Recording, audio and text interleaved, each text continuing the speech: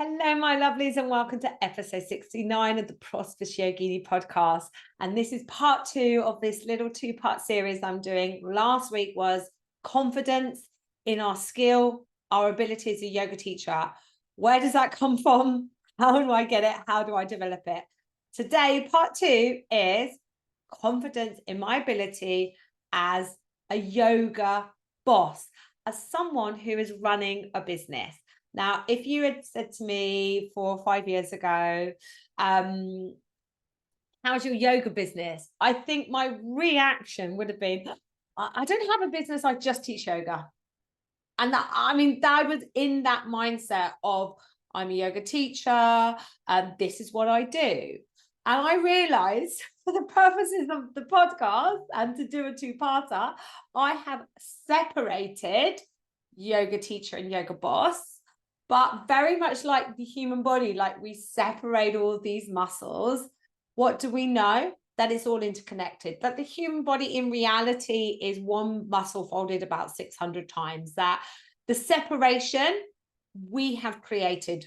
Anatomize literally means to cut with a knife. We have create the separation in the body. We create the separation between the systems. The human body is one interconnected system. As someone who is teaching yoga, unless you are solely employed to deliver your yoga services, and I really do appreciate some of you maybe, but unless you are solely employed, you are also a business owner. And for those of you, and it's really common, it's not wrong, it's not bad, by the way, for those of you that are currently just teaching classes, maybe in a gym environment, you turn up and teach. The gym is doing all the marketing, the selling of the classes, or the admin in terms of booking. You turn up and teach. That is a great way to start. In fact, I was on a coaching call this morning with a teacher who is doing just that right now and was a bit down on herself about it. I haven't started private classes yet. And I'm like, look, you qualified a couple of years ago, and going into a gym environment to teach, yes, it caps your income. You're only going to earn X for that class, but you've got yourself a guaranteed income, and you can go out, you can teach, you can cut your craft, you can gain confidence. There you go. Back to part one last week. You can gain confidence in your skills as a yoga teacher and know you're always going to get paid. And then that will be part of your path, because we're all on our path. It's an unfolding path with many possibilities, but that will be part of your path in the future when if you're being called to do it, if you have that desire to do it and you set up your own classes, you're already confident in the skill of the yoga teacher. So now you just got to learn all that business side of things, like, how do I tell people about my class? Marketing, messaging, talking to people. How do I sell the class? How do I get people to book on booking systems? And, some selling strategy here, some selling technique. And then behind the scenes stuff, the admin stuff. I'm not lying here. On Monday evening this week, my trainee teachers, they are nearly finished. I've been with them for 8 months. It always breaks my heart. I kind of like go into I'm in complete denial, by the way, that this weekend coming is the last weekend that we are together. When you spend like 8 weekends together for 8 months, you get into a place where you're like, oh, well, this is what we just do for the rest of our lives. And then when it comes up to the last weekend, I completely bury my head in the sand. I'm like, oh, next month, even though we're not. Anyway, on Monday night, I ran their last sort of like teacher class, part of my yoga teacher training course.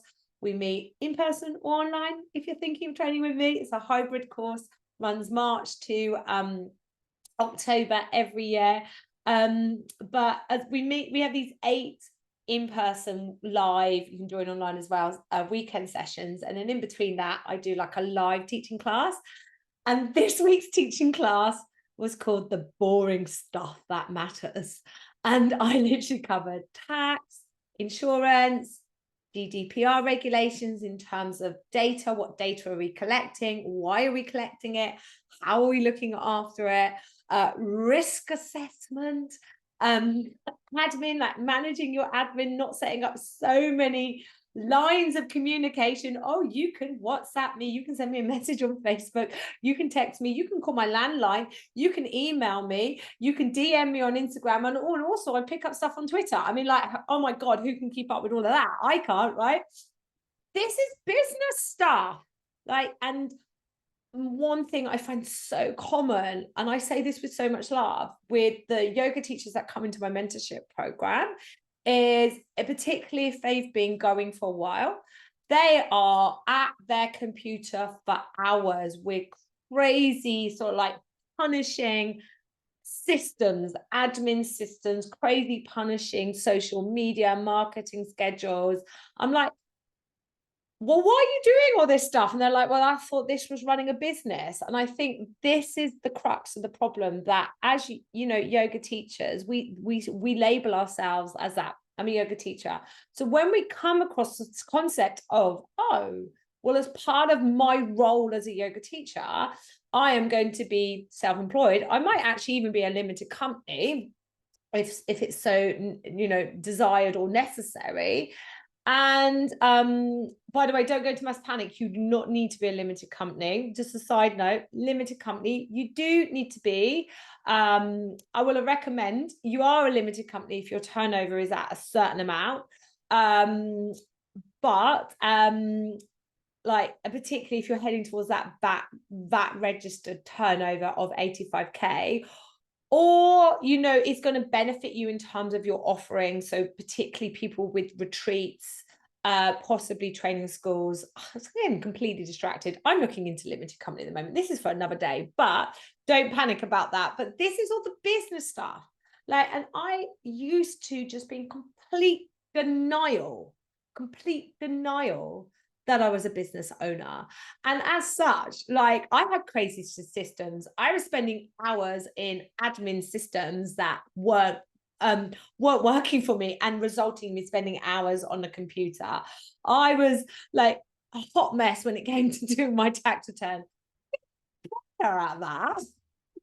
But because of my denial that this was a business I was running, I was, you know, I'm just teaching yoga. I love yoga and I want to help people. I mean, that is lovely, but as part of my dharma, and that might help you guys, part of my duty, part of my dharma as a yoga teacher is that I accept that I am running a business.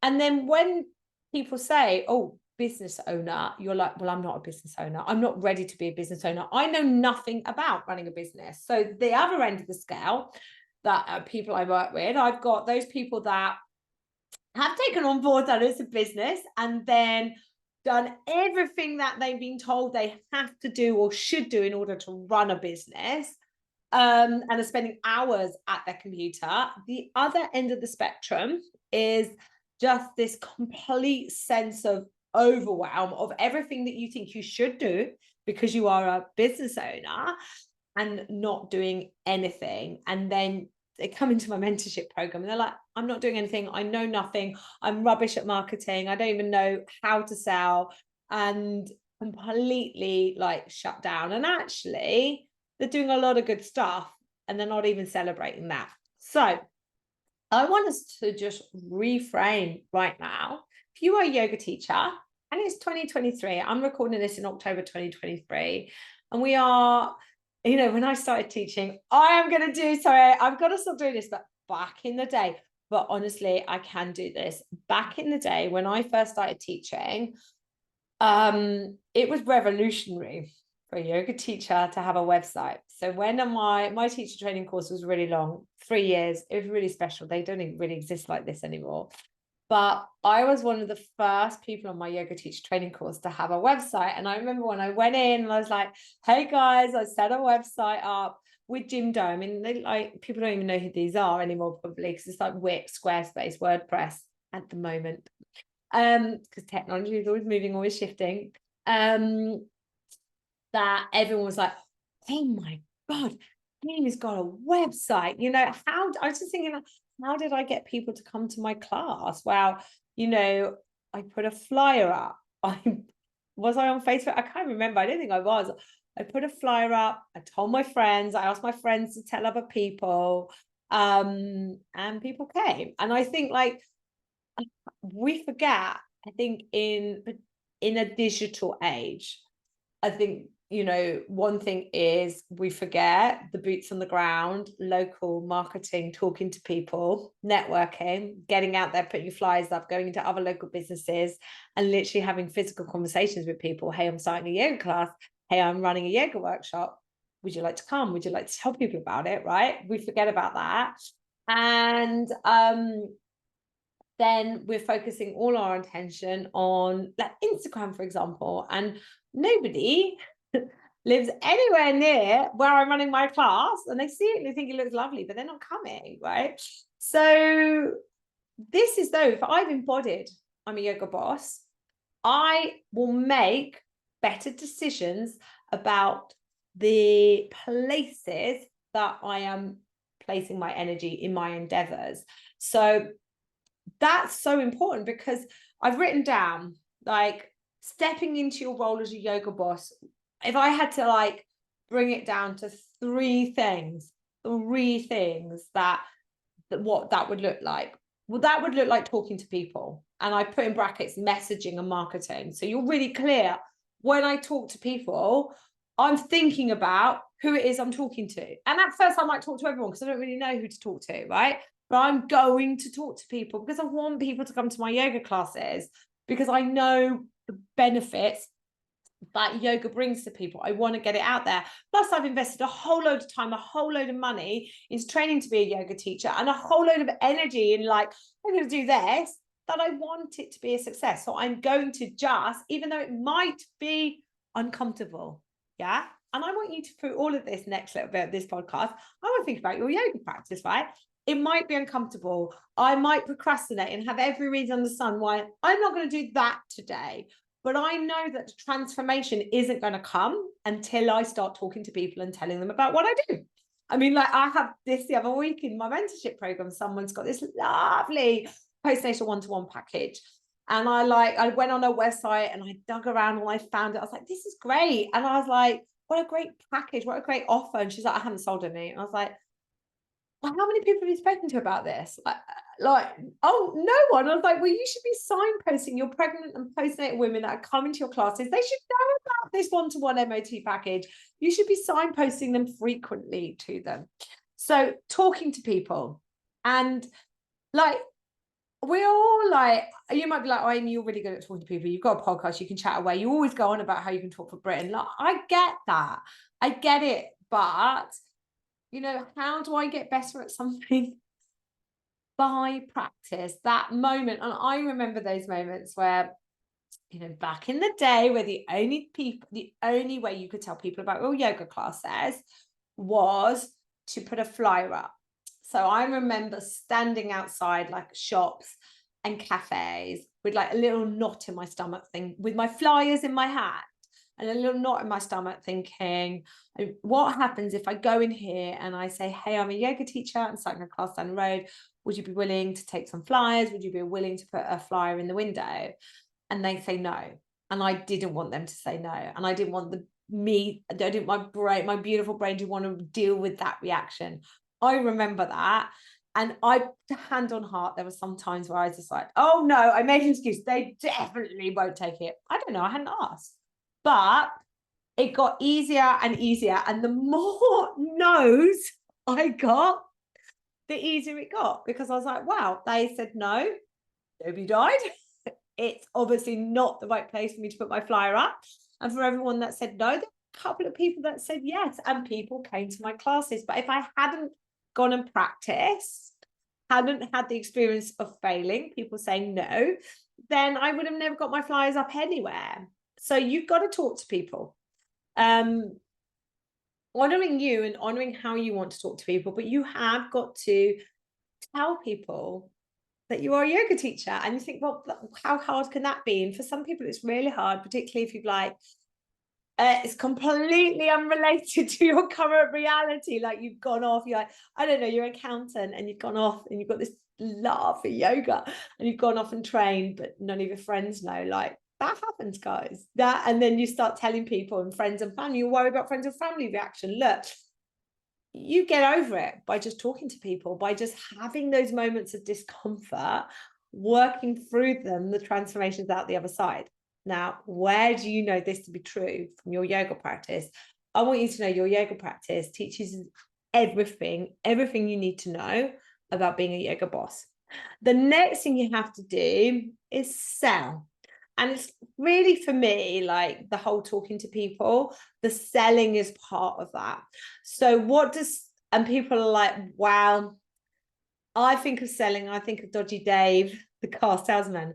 I think of Del Boy. If you do any of my training or join the mentorship program, whenever I talk about selling and I've got a PowerPoint, there's a picture of Del Boy. Like, it's not sleazy. Selling is service. You're not forcing people to come to yoga, right? But if you say, hey, I've got this class, this is how you book on, I'd really love to see you there. Would you like it? then they come, it's going to be good for them. And if you're not the right teacher for them, if it's not the right class for them, well, at least you are learning who your ideal client is by finding out who isn't your ideal client, and they are learning what yoga class they do or don't want to do. So no one's losing. But we can get really polite about selling, making offers, setting prices that actually reflect I'm going to say our worth. No, don't reflect the energy exchange. Your worth is infinite. So never set prices on your worth, because we do have days where we think we're worthless. I have them anyway. So if I was setting my prices based on that, they fluctuate a lot. No, you're setting the price on the energy exchange, also based on your fixed costs. Now, this is what I mean. Here is me stepping into my role as a yoga boss. I will give you a concrete example that happens to me time and time again, right? Amy, I'm running a retreat. I don't know what to charge it. I was thinking of charging this. And someone will come up with me with a figure, right? And I'm like, I will not. So if you're signing up to my mentorship program in October, right? And you do this, you will get this answer. I will be like, I will not answer that question. I will not answer anything about price on a physical product, so classes, workshops, retreats. Online world pricing is a whole different matter. I can't talk about that today. But I will not answer any question about a physical product unless I know your costs. Like, when it comes to retreat, I literally want it to know broken down costs, cost of venue, how many people, break even point, cost of food, cost of additional staff, buffer in case there are some hidden costs. What happens if X amount of people come? What's your profit?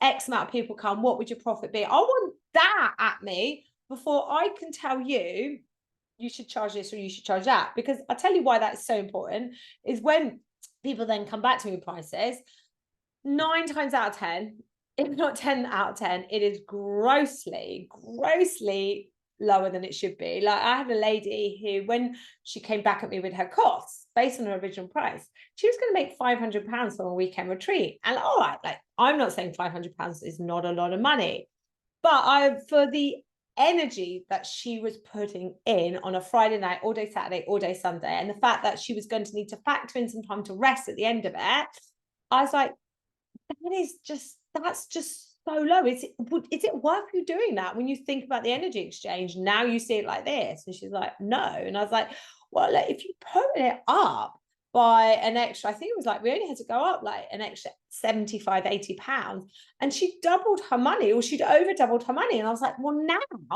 that would have gone up a lot for the individual, but the energy exchange for your weekend's work, I mean, I still needs to be a bit more, but for now, it's more in balance and you can get behind that price. But this is all coming from stepping into the role as a yoga boss. So the things we need to practice: talking to people, at the end of that conversation, making an offer, make money, make offers often, selling from a place of service. Okay. And then lastly, it's making decisions. And what I mean by that is making a decision. I mean, we were making a decision about retreat prices from a place of knowledge, data, facts. Like, what does the data say? Yes, we can be led by our gut instinct. I'm all for following intuition, but I would be cautious about following intuition without knowing the facts, without knowing the data, when it is readily available to us, and making decisions from them. Making decisions that are uncomfortable, that might be, we're not always pleasing our clients. Making decisions about saying yes, making decisions about saying no, making business decisions. Okay. So funny enough, we were talking about this in the mentorship program the other week on a coaching call, about how we should know if we are in our yoga boss role, if we have assumed the role of the yoga boss and we're practicing being a yoga boss, a badass yoga boss, and we're practicing that because that's where confidence comes from. Well, I'll know to make a decision, I'll need to know the data. So let's just say I'm not sure whether I should continue teaching that class. So I'm always like, well, what has been your profit from that class over the last 3 months, last 6 months? Because it may have gone quiet for a couple of weeks and you may be like, oh God, this is all bad. But over the course of the last 12 months, that's been a really profitable class. So the decision there would be, well, I would let it, give it a bit of extra time. How long? 2 months. Let's review in 2 months. Let's review the data in 2 months. This is all business making decisions. You may be like, actually, and this is where this is an interesting one for me. Like, sometimes you might be like, well, that class doesn't make me a lot of money, but I absolutely love it. And I'm going to keep it going because I really, really love it. I mean, that is still a business decision. It's not all about, well, unless I'm making money, I'm not doing it. But it's making decisions from a place of knowledge and having that yoga boss hat on that's helping you make those decisions. Or let's say you've been invited to go and teach in a school in the afternoon. You're like, oh, this would be amazing. Yes. Okay. Yes. Right. And then after you've had that reaction and you've said yes, you realize you've not discussed what the school is going to pay you. You've not thought about the fact that it actually takes you half an hour to drive there, half an hour to drive back. There's an hour's drive. And actually you really push to get back and pick up your children from childcare or your children from their after school club. And you're like, why did I say yes to that? Why did I not think that through? Because when I'm in my role of my yoga boss, I will know before I say yes to something, I give myself some think time. Okay, that I'm not just having this immediate, yes, that would be an amazing opportunity. And I've been there. I have said yes to things where I'm like, why did I say yes to this? Why did I agree to this? A great example, I actually had a good experience and I'm glad I did it.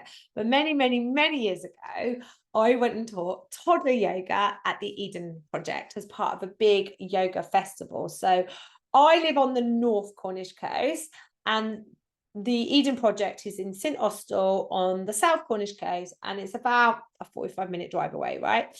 And I hadn't factored in the fact that, well, I knew this, but I hadn't thought it through when making my decision, right?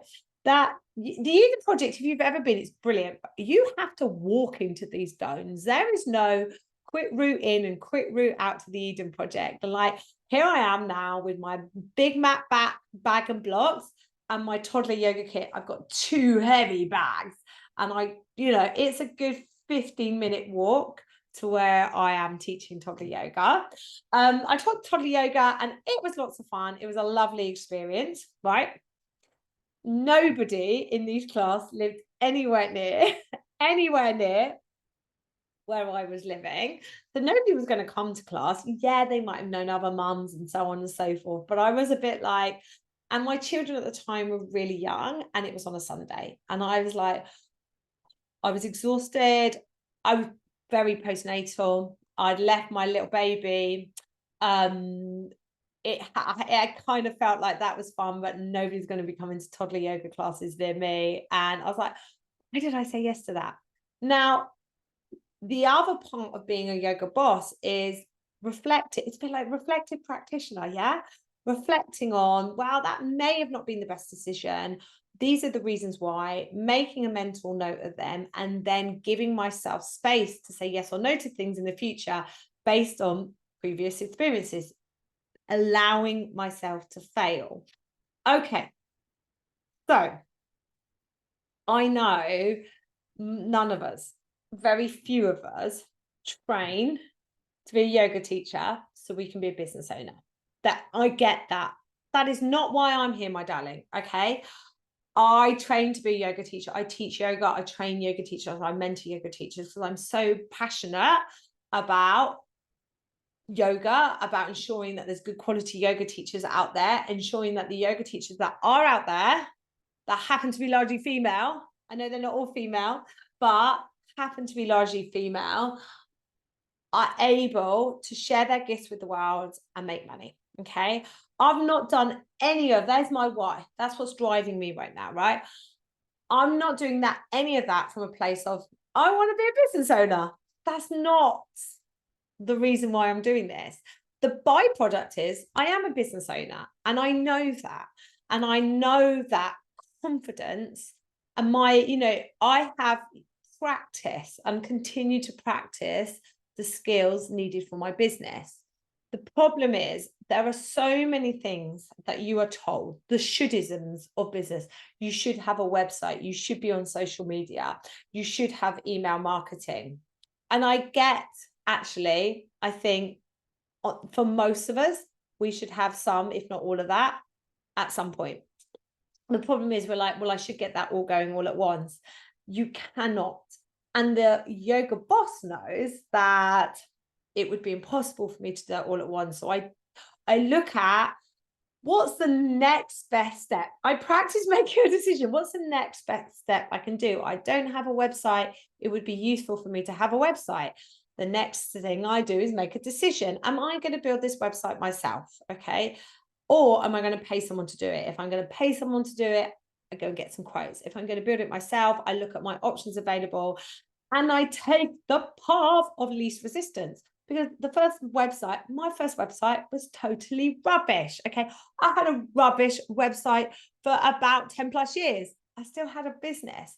So I know that it's on my path. Social media, you go back, was it episode, I've lost track now, 67, hot tips for Instagram. I mean, like, I'm laughing that I have done a podcast episode that I had the confidence to share with you my tips and techniques for showing up on Instagram, because honestly, that has only for me come in the last few years.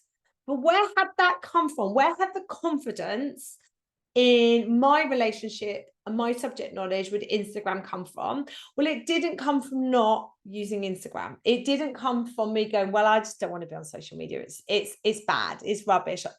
It didn't come from me going, oh, I'm just going to look like a complete idiot. I'm just not going to do it. It came from practicing talking to people, practicing selling, making decisions about what I enjoyed, what I like doing, looking at the data on my professional dashboard and seeing what was working in terms of and how that aligned with what I enjoyed doing.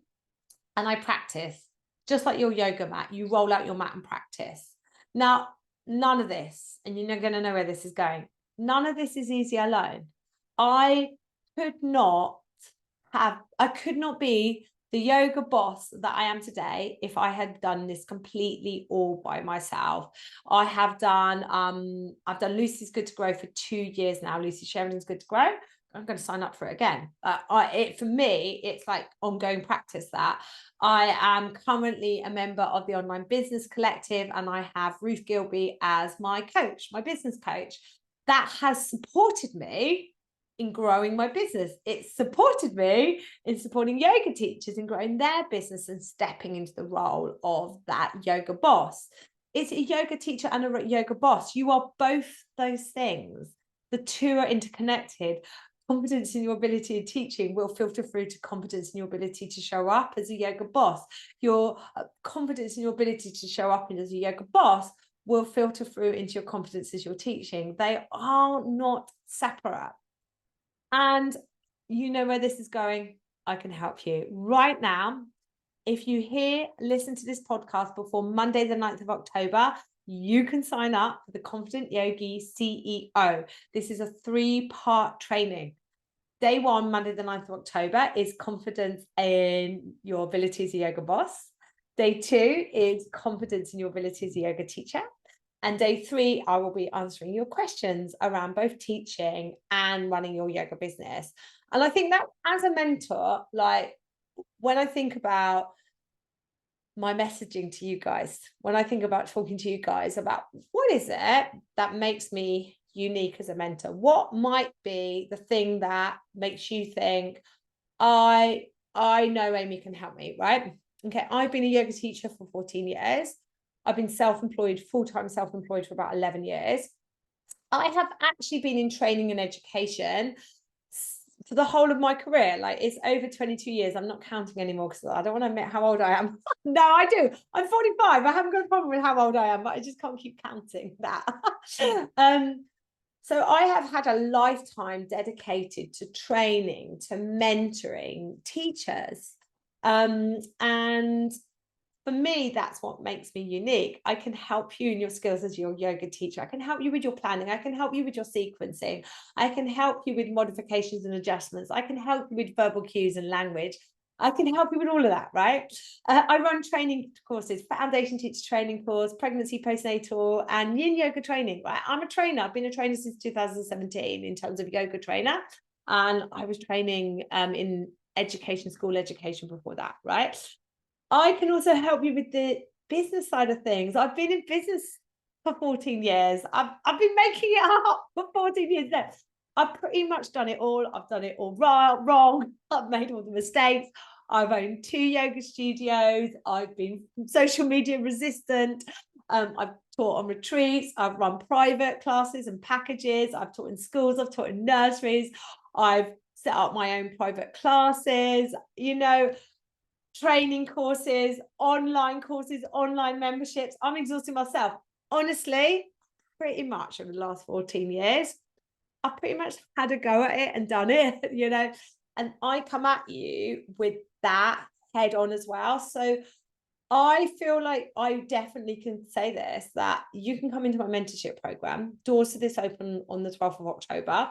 If you are listening to this podcast at a later date and you're like, oh, damn it, I've missed it, click on the link, add your name to the wait list. Doors open 3 times a year, but I do sneak the odd person in on the wait list. That's secret, by the way. So if you turn up and you're like, oh, doors aren't opening for a while, add your name to the wait list, or drop me a DM on Instagram and say, I just want to come into the mentorship program. Can I? I'll be like, yeah. Okay. But I feel like I am able to uniquely and individually support you. So right now on the mentorship program, those guys that are currently working with me, I've got people launching online courses, people running online memberships, people teaching in-person classes, people owning studios, people running retreats, people doing a home studios, renting spaces for studios, people running training courses, people doing a combination. So their in-person teaching schedule is kind of like at that max. We're now building online passive income. Like, it is so diverse that it makes my heart sing. And I feel that is the unique thing that I can bring to you and, to the yoga world. So I think I've rambled enough. I'm yoga bossing myself. Decision here. Amy, shut up. Right. So if you are listening to this podcast before October the 9th, sign up to the Confident Yogi CEO. It is completely free.